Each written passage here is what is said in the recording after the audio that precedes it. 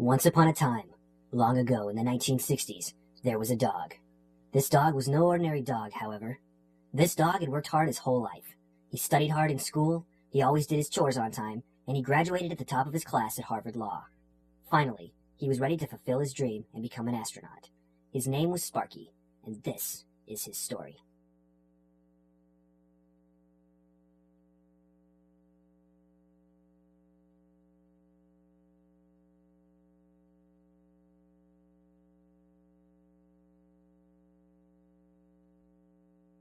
Sparky's mission was to go to the moon and make sure it was safe for people.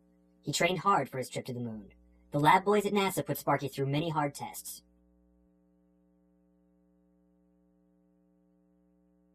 But Sparky passed them all with the help of his two friends, Clunky the robot and Buckethead. The three friends had many adventures together, including when Clunky and Buckethead threw Sparky a surprise birthday party. While Sparky was in his final training, Clunky was drafted by the Army to go to war in Asia. At last, Sparky blasted off into space.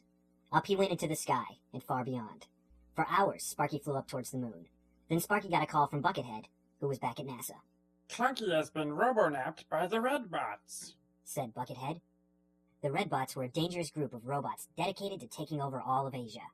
Sparky now had a difficult choice to make. He could either finish up his trip to the moon, or he could try and find his friend. It didn't take Sparky long to realize that even though he really wanted to go to the moon, saving his friend Clunky was more important. Sparky set a course for Earth. Sparky landed just outside of Redbot City, the last place anyone had seen Clunky. It wasn't long before Sparky noticed that something red was hiding in the jungle. It was a Redbot, and it was headed towards Sparky. Quickly, Sparky jumped back into his spaceship and used his laser cannons. The Redbot exploded. Just then, another Redbot passed by. Sparky had an idea. He went and picked up the pieces of the destroyed Redbot and used them to make a disguise. Then, Sparky followed the other Redbots into their secret base. At the entrance, Sparky didn't know the password, so he used karate. Inside the Redbots' base, Sparky found Clunky behind bars. Then in walked General Red, leader of the Redbots. Who are you? Asked General Red. Sparky thought quickly. I'm Clunky's lawyer, said Sparky. He handed General Red his diploma from Harvard. Very well, said General Red. The trial of Clunky the robot begins in 5 minutes. In the courtroom, Sparky was the defense attorney. A lawyer Redbot was the prosecutor, and more Redbots made up the jury. The judge was General Red. The lawyer Redbot began his case. Clunky is a robot, said the Redbot. We are robots. Clunky should not fight us. There were nods from the jury. Now, it was Sparky's turn. Redbots are evil, said Sparky. You were trying to take over Asia. Clunky is a good robot, so he has to stop you. Again, there were nods from the jury.